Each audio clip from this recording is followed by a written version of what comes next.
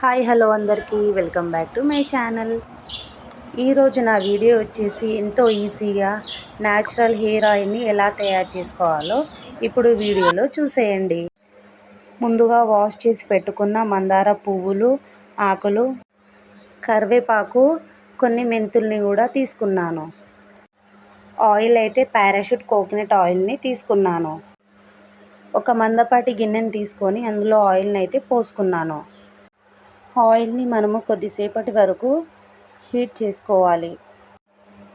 ఈ హోమ్మేడ్ ఆయిల్ని ఎవ్వరు యూజ్ చేసినా డెఫినెట్గా రిజల్ట్ అయితే ఉంటుంది. ముందుగా రెడీ చేసి పెట్టుకున్న ఆకుల్ని, పువ్వులని అయితే నేను హీట్ అయిన ఆయిల్లో వేస్తున్నాను. వీడియోలో చూపిస్తున్నట్టుగా ఆకులను అయితే వేసుకోవాలి. ఆకులతో పాటు నేను పువ్వుల్ని కూడా వేసేస్తున్నాను. ఈ ప్రాసెస్ని హై ఫ్లేమ్లో కాకుండా కాస్త లో ఫ్లేమ్లోనే చేసుకోవాలి. ఈ వీడియో మీకు నచ్చిందని నేను అనుకుంటున్నాను. కొత్తగా ఎవరైతే నా ఛానల్ని చూస్తున్నారో దయచేసి సబ్స్క్రైబ్ చేయగలరని కోరుకుంటున్నాను. ఇప్పుడు ఇందులో కరివేపాకుని కూడా యాడ్ చేసుకుంటున్నాను.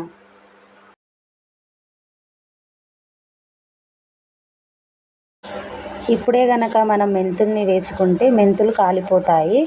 కాస్త ఈ ఫ్లవర్స్ కలర్ చేంజ్ అయ్యాక మనం మెంతుల్ని చల్లుకోవాలి.